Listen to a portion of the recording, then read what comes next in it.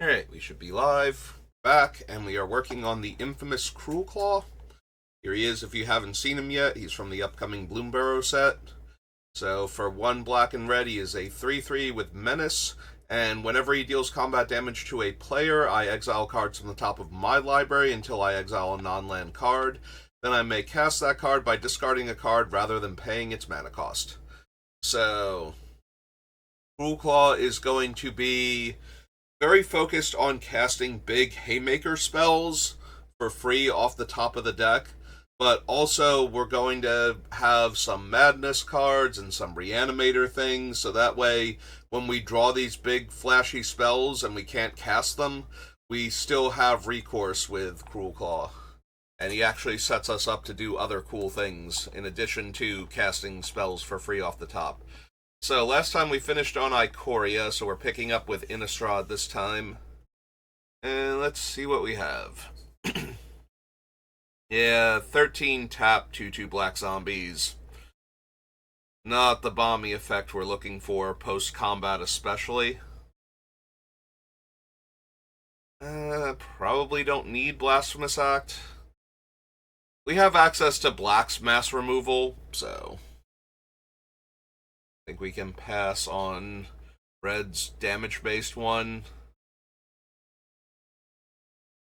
If we had some things that would stop our creatures from dying to Blasphemous Act, if I was going to be bothered with, putting a pro-red sword on Cruelclaw, for example, if that was actually going to be a thing, then maybe, but I'm not planning to, so I don't really think that's where we want to be with him.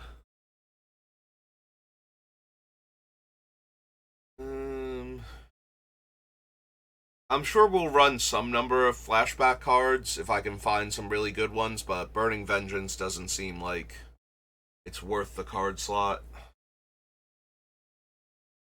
Ooh, actually, Charmbreaker Devils. This would allow us to randomly cast the big flashy instants and sorceries, like similar to discarding a creature to reanimate it. Discarding, an uncastable, like 6 or 7 drop spell and getting the Charmbreaker Devils out would allow me to potentially cast them. They are at random, but a lot of our spells are going to be pretty decent to begin with, so probably worth considering them. Oh, all my stuff seems to have disappeared. Come back clipboard. Back search thing. Oh yeah. Sorry, I got rid of these on one of the other, like another pane for this, I guess. Another document, because I was using it to do my pre-release prep video. Since I always somehow manage to miss like 1 or 2 cards while going over the list. Sorry. I made like a full list of all of the instant spells with flash and wrath effects in the set, so that way I wouldn't miss any. I've done that for the past like 2 or 3 of my pre-release prep videos, and it's a thing that I do. I used to do it for myself, much like how I build the commander decks, the same way I used to do it just for myself off camera. It's a thing that I do for every set going into the pre-release, so that way I know what the instants, flash spells, and wraths are in the set, because those are the things I find are the most disruptive when you're just starting with a set. You think you're in a good board state, and you attack into your opponent, and things suddenly go horribly wrong because they flashed in a creature or they cast a particularly brutal instant. Yeah, those are the ways that you lose games when the set is new, that you don't lose later on because you've gotten used to what the instants are and what the flash creatures are and what wraths you have to play around and in what colors. And if you know all of that going into the pre-release, I think you do a lot better I feel like I do a lot better knowing those cards and what I have to worry about.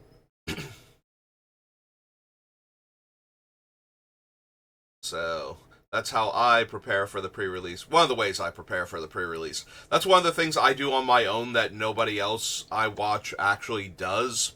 Like, specifically call out those cards, not do a full set review or something. Because you will go over what cards in the set are instants or have flash if you're doing a full set review, but I think focusing on them helps keep them in my head, like which ones I have to worry about. Like if my opponent's attacking me and they only have one white mana up, what is the one white mana trick? Versus if they have two mana up, there's the one white mana trick, there's a couple of two white mana tricks. So knowing which ones they could have gives me that extra. I can play around this, like I don't have to just walk into it if it's bad for me. Whereas if I don't know what they are, I have to figure out in the middle of the opponent attacking what is the most likely thing they can have based on, randomly remembering cards from the previews and the general way Magic works. Like, okay, what was the variation on Gideon's Reproach in this set? Is it just destroy an attacking or blocking creature for 4 mana? Is it deal damage? Does it have to be attacking? Does it have to be tapped?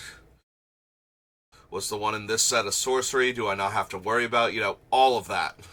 If you actually know which ones are in the set and what they actually do, then you know what you have to play around.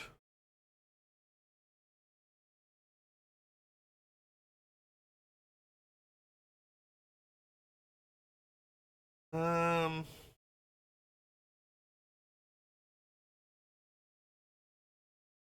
that's a lot of setup, though.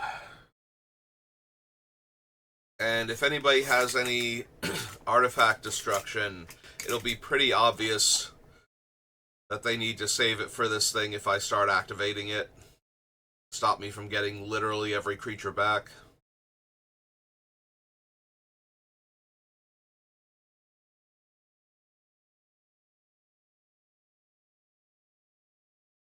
Uh, too much mana, and too much mana, too random, and it doesn't benefit you if you mill like 3 really expensive spells.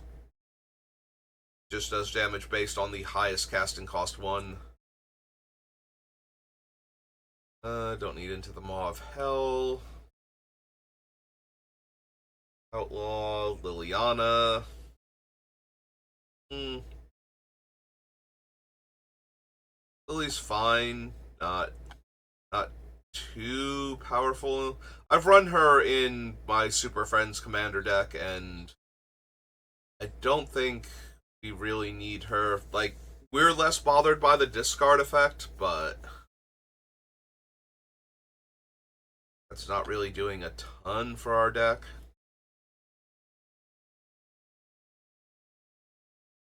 Getting Olivia for essentially free. The only upside to getting Olivia for free is that we might be able to ping and steal all in the same turn.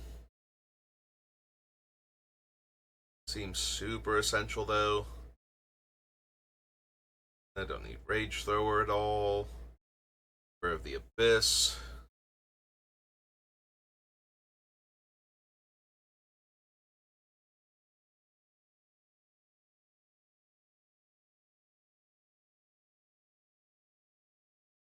Some water.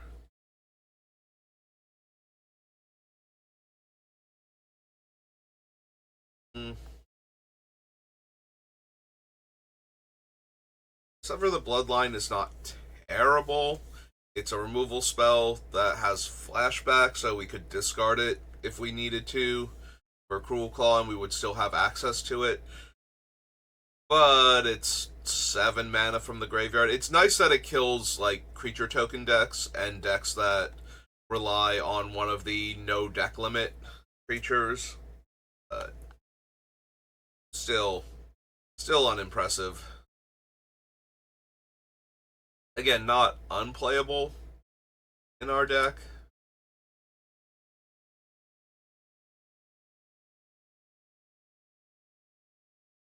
think we could do better. Most of my creatures in graveyard are not necessarily zombies.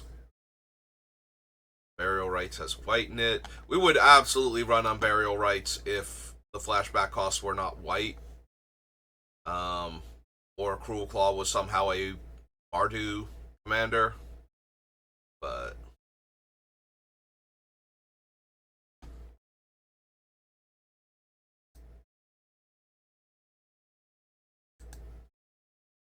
alright, so that was Innistrad. That brings us to Crimson Vow, Midnight Hunt, and their associated commander decks. That's okay. You can search for it. That's why I clicked the button. There you go.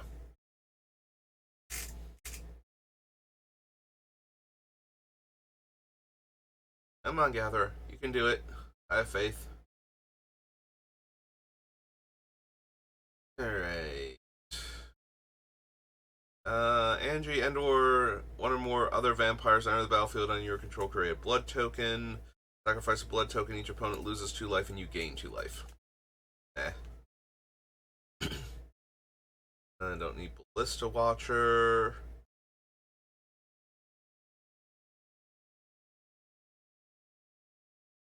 No. Celebrant. Bloodbat Summoner. Blood-Soaked Reveler. Scythe Harvester, probably not. Purveyor. No. No to the Catapult Squad. Enters the battlefield or dies. Exile another card from a graveyard. When you do, choose one. Remove X counters from target permanent. Or target creature an opponent controls gets -X based on the mana value of the card exiled.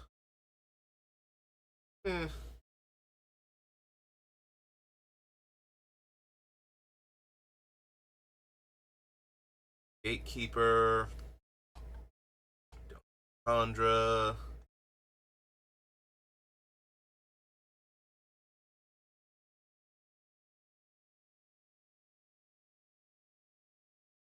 Here.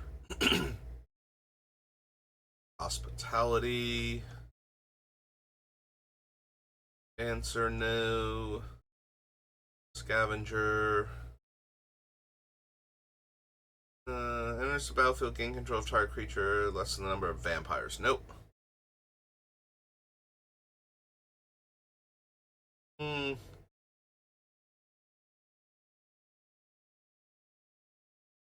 Copy of the exiled card, except it's a 0/0. Laura Mary, welcome to the channel. Except it's a 0/0 construct in addition to its other types, and it gets +1/+1 for each construct you control. Gains haste, activate only as a sorcery. Probably not. Do not need Dreadfast Demon. Vulcan Wrath. Werewolf. No. No. Rika. No. Sorry, Henrika. Don't think so. Journal. Serrate Flesh. Lambbolt Raconteur. Magma Pummeler has an X in the casting cost, so no. Storm Hellkite. If you cast a non-creature spell, create an XX. The token dies at end of turn, right? Yeah. So that's not going to help. This will already be post-combat. Flying Haste. When she attacks, return target creature card from your graveyard to the battlefield tapped and attacking. It gains... When you don't control a legendary vampire, exile this creature. And we're putting her in post-combat most of the time, and she herself is only a 3/4. Probably not. Don't need her attendance at all.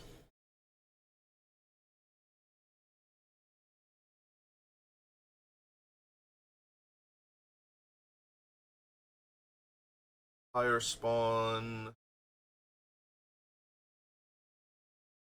Rending Flames. Riptide Gargantua. Sorin the Mirthless. Yeah, I don't think I can afford to draw cards with Sorin. I think he'll take way too much damage. Or I'll take way too much damage, rather. This is the Sorin. This is the one that pings me as opposed to, like, Sarkin the Mad would ping himself. I don't need the Arsonist. Don't need the Darren Estate. Nope, okay. Nothing in Crimson Vow. To its commander set.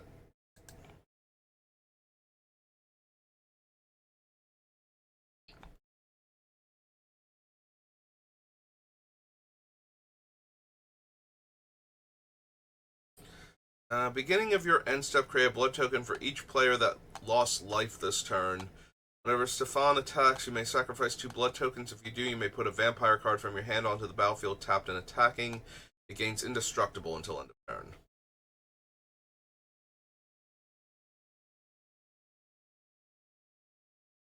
Yeah, all of these things that care about them being vampires specifically. Because we're not going to be running that many actual vampires. Kambar the Plunderer. Creature opponent controls dies. You gain 1 life and create a blood token. Each non-vampire gets -X/-X, where X is the number of vampires I control. Whenever this creature deals combat damage to a player, exile the top card of that player's library face down. No. Whenever Shadow Grange Archfiend enters the battlefield, each opponent sacrifices a creature with the greatest power among creatures they control. You gain life equal to the greatest power among creatures sacrificed this way. It has Madness for black and 2 and pay 8 life.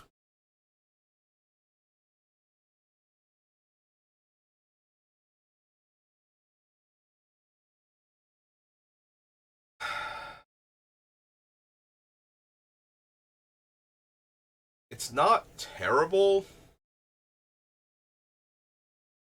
And we could get it down very quickly.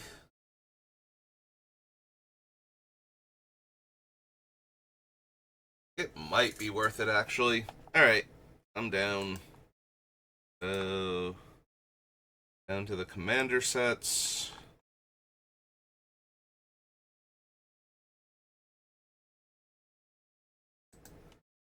Alright, and this thing was Shadow Grange Archfiend.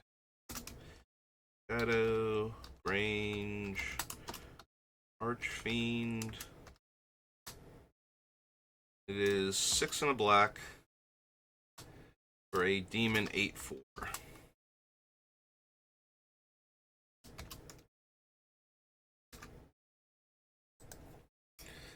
Alright. Enters the battlefield, create a blood token. Blood tokens become equipment. No. Each player may discard their hand and draw cards equal to the greatest mana value of a commander they own. No. First strike, sacrifice an artifact or creature, go target creature. Meh. Or another vampire enters the battlefield. Markov Enforcer fights up to 1 target creature an opponent controls. Whenever a creature dealt damage by Enforcer this turn dies, create a blood token.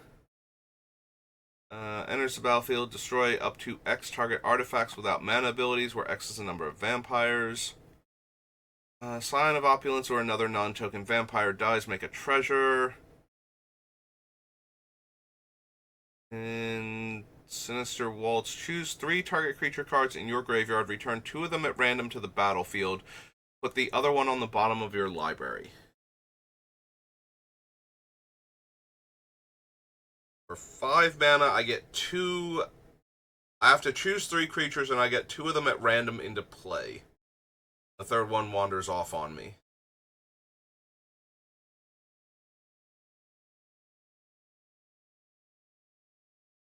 Maybe?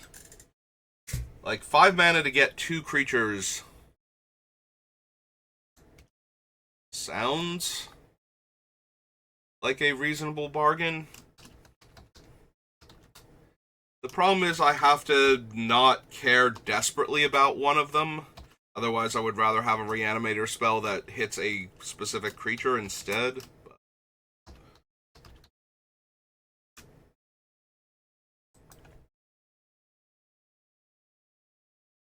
Okay, and then we have the Doomweaver, Reach, Soulbound. As long as Doomweaver is paired with another creature, each of those creatures has, when this creature dies, draw cards equal to its power.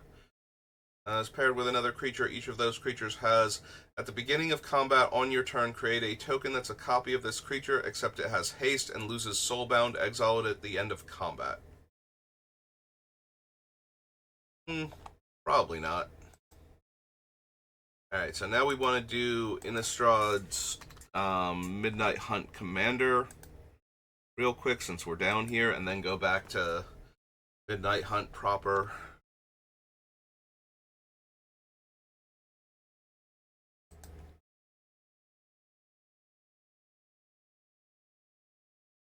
Creature you control dies, put a corpse counter on it, makes a bunch of 2/2 decayed zombies.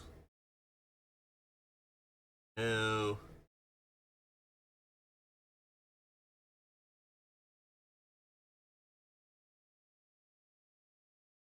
Cast a spell, exile any number of creature cards from your graveyard. Cost 2 less to cast for each card exiled this way.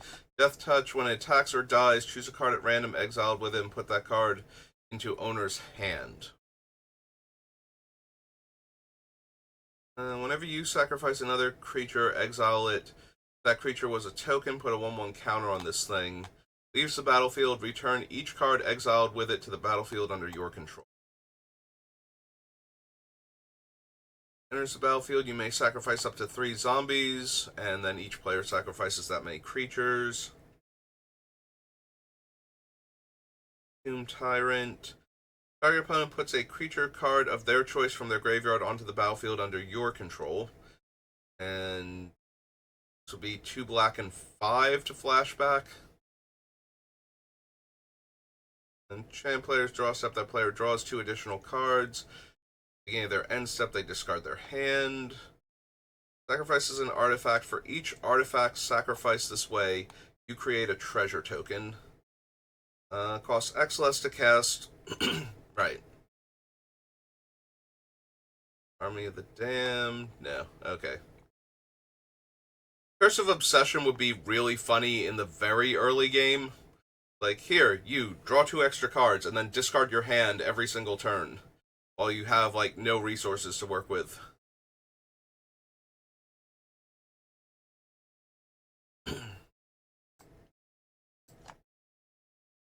But I don't think that's actually a particularly good card for our deck, so.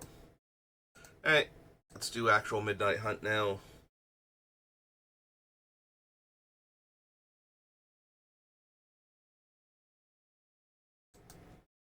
Oh, wait, hang on. I didn't need to add in the collector number. It's not.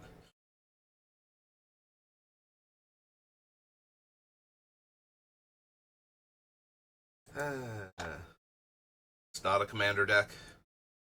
I do it twice in a row, and all of a sudden, I have to do it every time.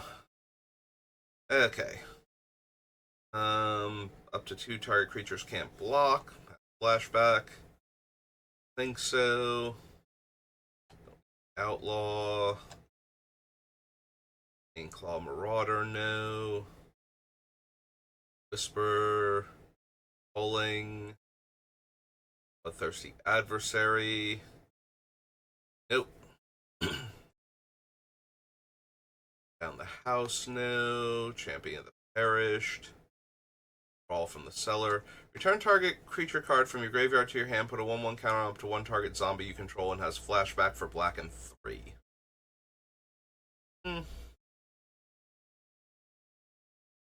I mean, no flashback spell is going to be incredibly efficient on its backside. That's kind of the whole point of them, but.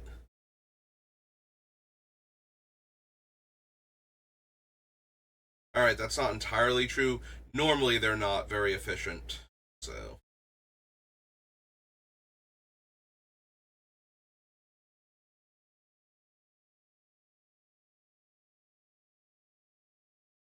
Don't really need the Dreadhound. I was reading it because it can put cards from decks into graveyard and cares, but we're exiling the cards off of Cruelclaw, so and he doesn't care if I discard creatures. If it was whenever it would have to be like Sir Conrad, where he doesn't care how the creature card is going to the graveyard. So Sir Conrad might make it in the deck, but the Dreadhound is not going to. Static Awakener, no.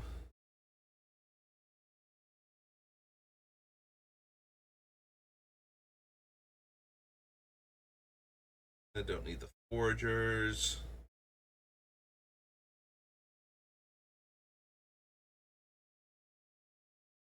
No to the Fangblade. Florian Voldaren Scion. Beginning of your post-combat main phase, look at the top X cards of your library where X is the total amount of life your opponents lost this turn. Exile one of those cards and put the rest on the bottom of your library in a random order. You may play the exiled card this turn. A lot of our stuff is going to be super expensive, so with Florian, we're way more likely to be looking for a land that we can play. So, I don't think so.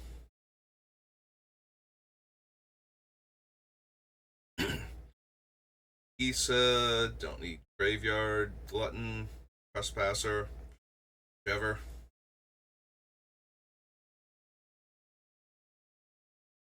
Hungry for more. Nah. Infernal Grasp. Infernal Grasp is one of the ones that I normally consider because it's one of the most efficient creature removal spells in black.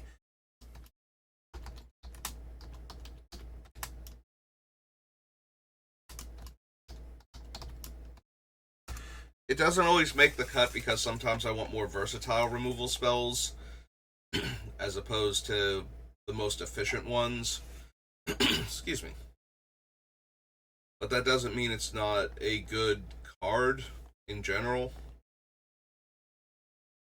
Like, it's so mana efficient and instant speed, and a lot of the times you just don't get that.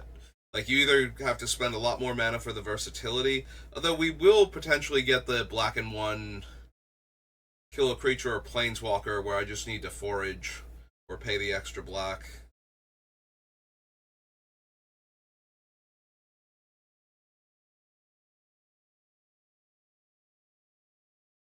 I think I need Lord of the Forsaken. Like, I'm not flashing back a lot of spells. There might be a couple that we run.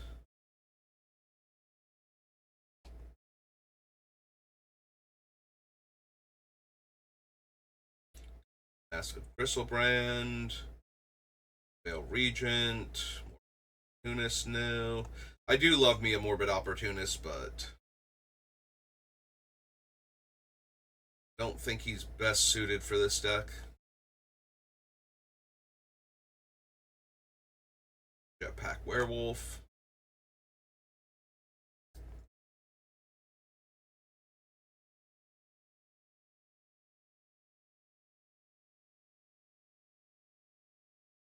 Actually, do I want Jetpack Werewolf?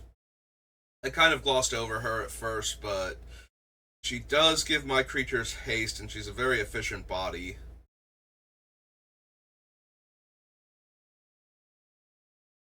Hmm.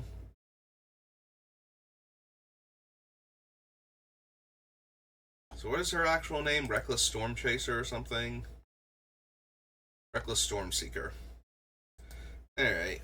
We'll consider her at least. So, Reckless Storm Seeker. There's 2 in a red. Human Werewolf, because it's the front side, right? Human Werewolf 2/3.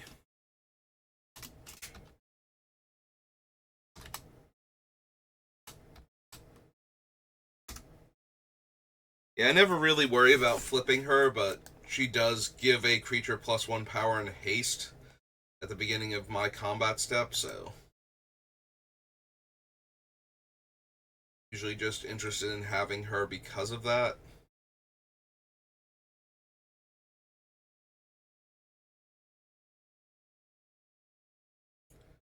There she is, Storm Charge Slasher.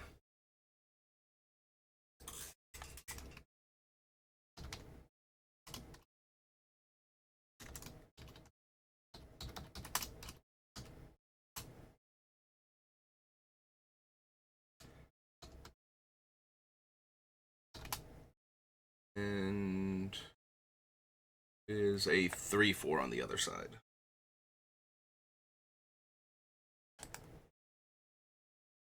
Okay, don't need Strangling Grasp, Stormkirk Blood Thief. No. Sunstreak Phoenix. Oh, that's the that flip comes back when it flips from day to night. A Tainted Adversary. No. Think I need the Celestis. If I need to discard a card to get in my graveyard, Cruelclaw has got me covered, so.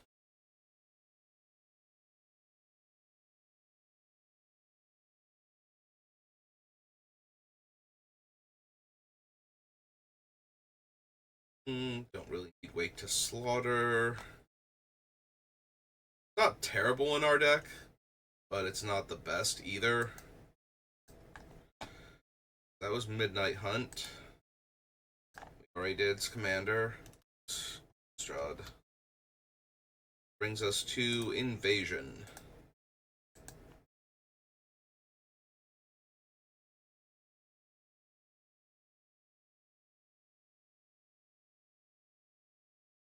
Alright, what have we got, Invasion? What incredibly cool spells can we cast for basically free off the top of my deck? Tap target untapped creature deals damage equal to its power to its controller. No. Blazing Spectre. No. Dargaz. Cast the spell only during combat. Return target creature card from your graveyard to the battlefield. That creature gains haste. Return to your hand at the beginning of the next end step. You may put a creature card from your hand onto the battlefield. That creature gains haste. Its controller sacrifices at the beginning of the next end step. We can't even cast it off of Cruelclaw. Actually, I guess technically we could. Right? When it deals combat damage. So yeah, we would be in the middle of combat if we hit this thing. So I would get to put a dead creature into play, trigger its comes into play ability, put a creature from my hand into play, trigger its comes into play ability, or its death trigger when it dies, because I'll have to sacrifice it. And then the other one goes back to my hand.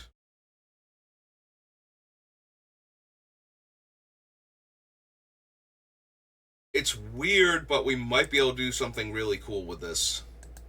And that's assuming that we don't just cast it at the beginning of combat on our turn and get one of our huge creatures back and cheat one of our huge creatures into play. So maybe?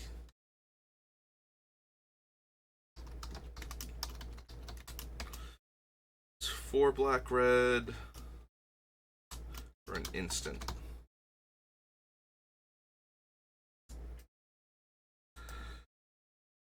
Alright. Don't need Cinder Shade.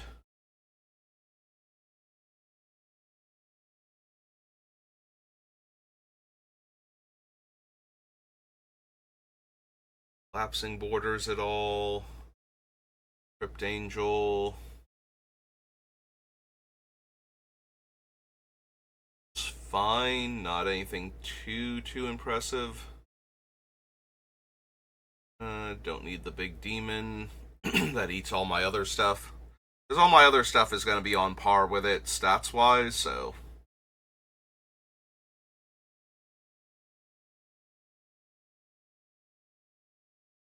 do not need Hate Weaver. Good Kavu. Hypnotic Cloud.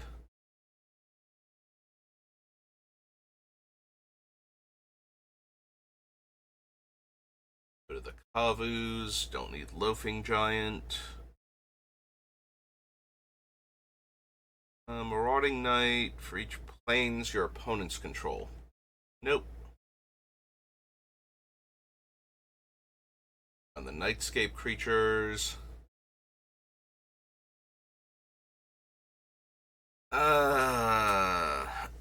So the biggest problem with Obliterate is I'm relying pretty heavily on creatures in order to do the cool things. Like, there's no enchantments I'm currently trying to cascade into. There will be a couple of them, but I kind of need one of them in play already before we find Obliterate. Like, I feel like if I find Obliterate at random times, I'm going to not cast it half the time, and that just means I wasted Cruelclaw's trigger, and Obliterate is exiled, so I can't actually do it later.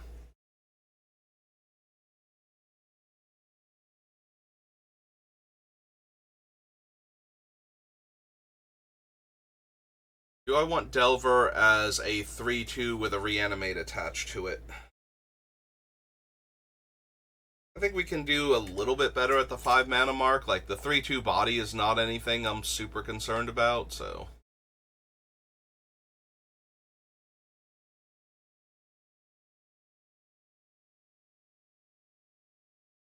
I probably don't need Planar Portal. Really need Rage Weaver. Reckless Assault, no.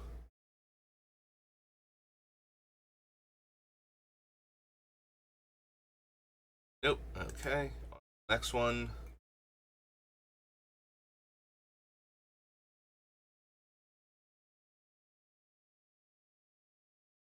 Harvest, don't need the zombie. Mr. Skizzy. Beginning of your upkeep, target player loses 1 life. Sacrifice it, deal 4 damage to any creature. Excuse me. Activate only as a sorcery. Probably don't need Stand and Fall. Pain and Suffering. Whenever a land enters the battlefield, tap all lands its controller controls.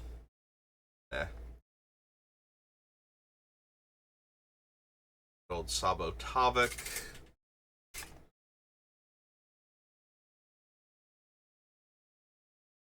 He's not terrible. Like, 2-tap destroy target commander is fine.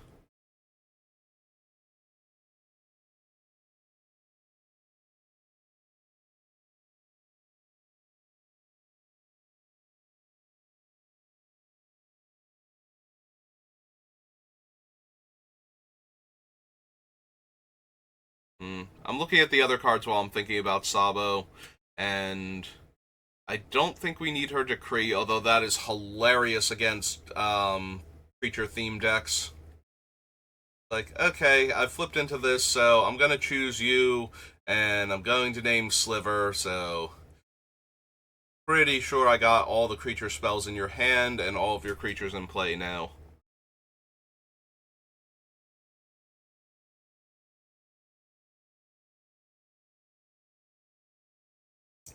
I guess I will consider Sabo Tavik.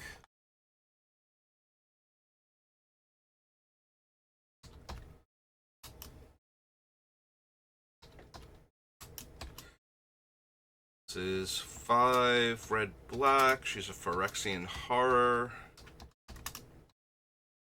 Aren't they all? 7, 4.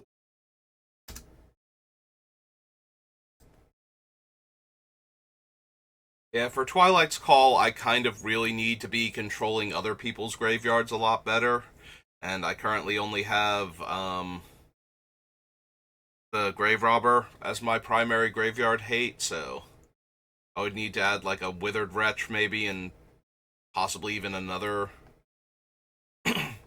anti-graveyard card just to make sure that I'm not accidentally giving back something I can't deal with, or something that's going to mess up all of the things that, I just got back all of my guys, but if you get back a thing that will wrath the board or punish me for having all these big creatures I just got back, then it's not really going to work out.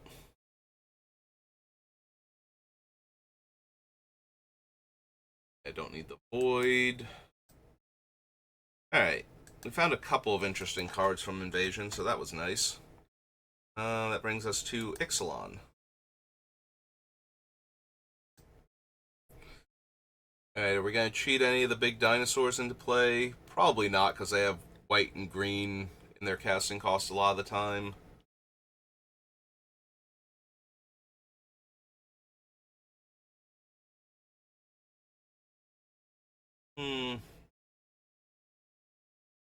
Angrass Marauders is fine. Yeah, I'm not really planning on running, like, Emancipation of Fire or City on Fire, so I don't think I need the Marauders either. It's nice that I can reanimate them, or cheat them into play, but exile up to 5 target creature cards from graveyards. An opponent separates those cards into 2 piles. Put all cards from the pile of your choice onto the battlefield under your control and the rest into their owner's graveyards.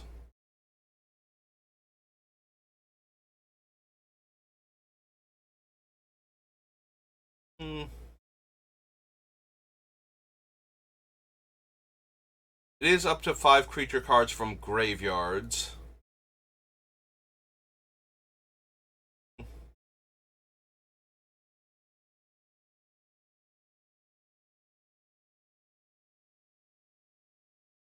Yeah, I don't need the Blazing Suns avatar. Captivating Crew. Contract Killing. No. Dire Fleet Captain. Nope. A Ravager. Each player loses a third of their life total rounded up. Probably not. Especially since he'll be happening post-combat, so it's not like we can kill our opponents in combat after making them lose a ton of life. So, do not need the Grim Captain's Call, Hijack, Watley, I'd sell Freebooter, Makeshift Munitions, no. No, no.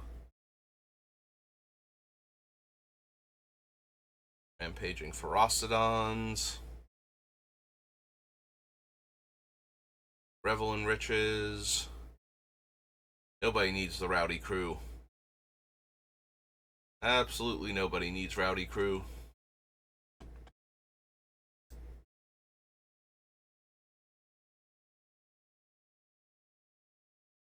Star of Extinction. Very similar to Blasphemous Act, since I'm not going to have a way to make sure I keep like 1 or 2 creatures around.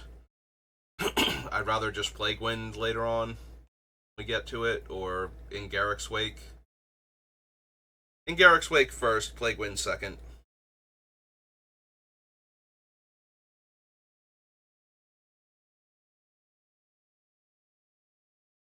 Notice Sunbird Invocation. Because a lot of these things I'm not planning on casting the proper way. So,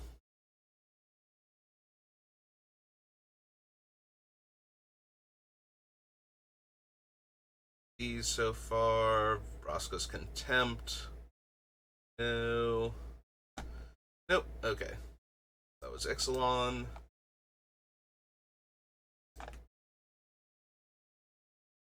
Brings us to Journey into Nyx. I don't think we want anything from, but we will double check.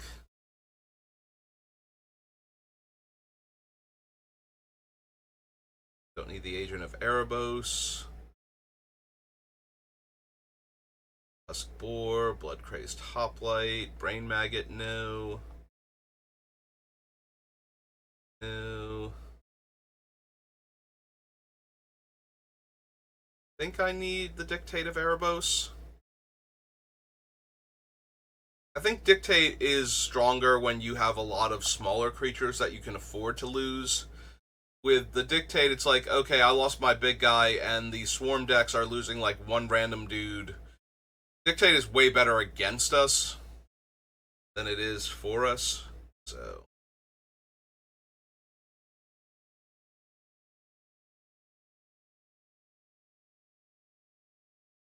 As good a card as it is in Commander in general. Don't need King Makar at all. Master of the Feast, no. X's number of cards in your hand. Nope.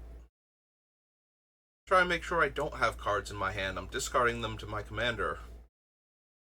I mean, it's not like I'm trying to be empty-handed or anything, but I'm certainly discarding cards on a regular basis, so...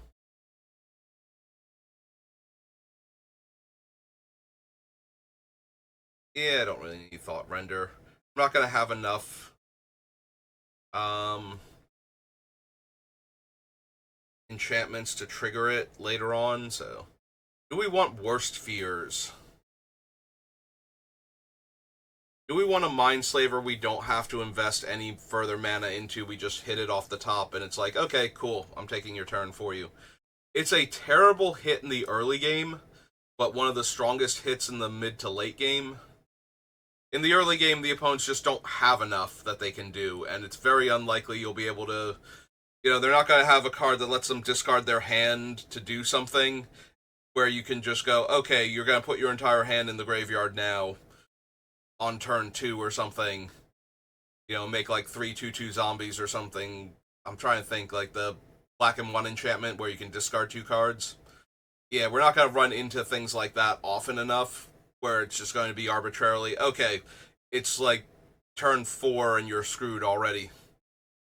But it's really, really powerful on like turn 7 or 8 when we cast it for free.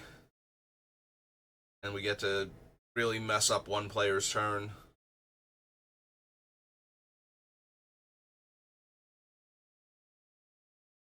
I guess I'll consider it.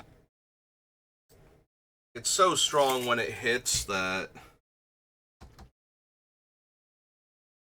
it's probably worth it. So, what's the actual name of it again? Worst Fears, and it's black and 7. Worst Fears.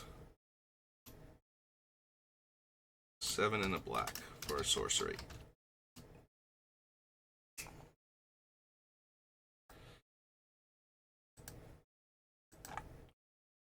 Yeah, saying it's not good in the early game is like, you know, hitting Garrick's Wake in the early game. It's like, oh no, I killed like 2 creatures. Because everybody's a little slow out of the gate. Hey, we still have some time, so we can do Judgment at least. Maybe the 2 Jumpstart sets.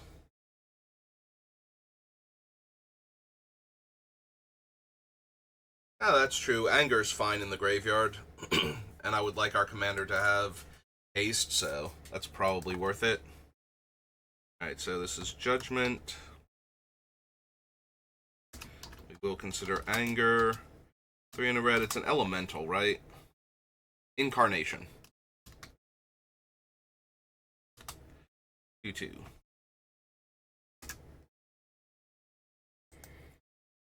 Don't need Teachings, Balthor, Breaking Point, Ball Therapy, no. That's true. Judgment is part of the flashback, like the premiere flashback sets, so might find something worthwhile for flashback.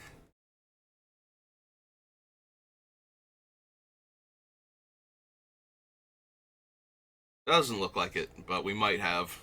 It was an option at the time.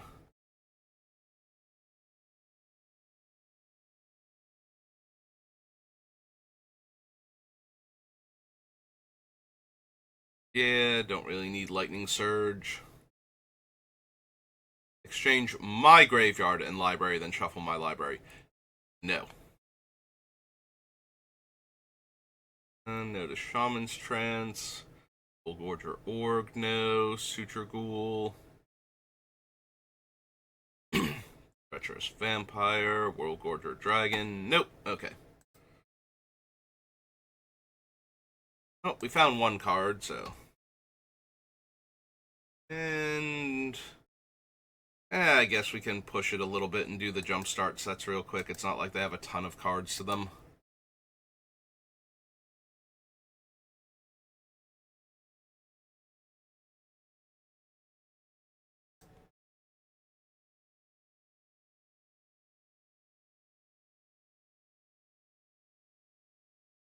Come on, Gatherer. Can do it. Go. There we go. Can't run Kells.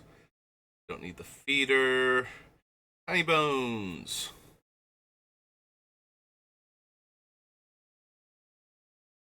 Witch of the Moors. No. Chain Brute. Emolulating Gyre.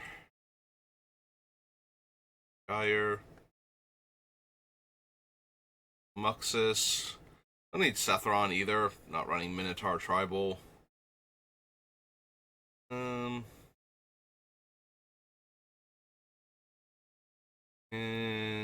yeah, don't need Zerzoth. Okay, so nothing. Oh, Lightning Excavator, and I don't need the Thriving Lands. All right. 1 jump start. 2 jump start. And we'll call it there for the day.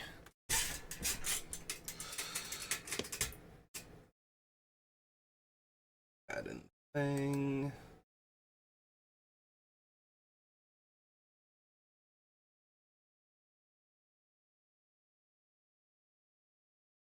Alright, whenever Ash Code of the Shadow Swarm attacks or blocks other rats you control, get +X/+X, where X is the number of rats you control. You may mill 4 cards. If you do, return up to 2 rat cards from your graveyard to your hand. Nope. Don't need the Conductor. Creeping Bloodsucker. No. Deadly Plot. Edition, no. Muxus reprint. Ossuary Rats. X is the number of creature cards in your graveyard. Probably not. Can't run Rodolph. Skull Slither Worm. Each opponent discards a card for each opponent who can't put 2/1/1 counters on it. Meh. Zombies in a Trench Coat. Termination Facilitator. Put a bounty counter on target creature or planeswalker. Activate only as a sorcery. Whenever a creature or planeswalker an opponent controls with a bounty counter on is dealt damage, destroy it. Cobbler of War. Another creature enters the battlefield, gets +2/+0. Create a 1/1 red goblin creature token with haste. Don't need Anti-Blight. Brazen Cannonade.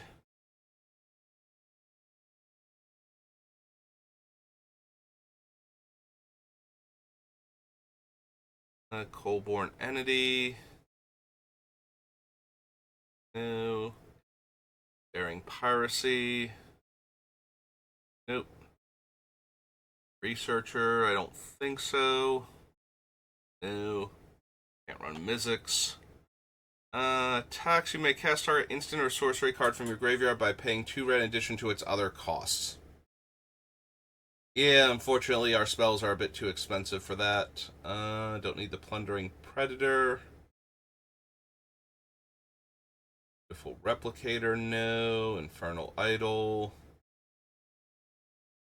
Instruments of War and Planar Atlas. Yeah, okay. Alright, so that's going to do it for me for right now. I'll probably be back on later. We might do another Arena Cube draft, or we'll just pick up where I left off with Final Fantasy VII. We'll have to see what I'm in the mood for. But yeah, that's going to do it for me for right now, so thank you for watching, and I will see you next time. Have a good rest of your day.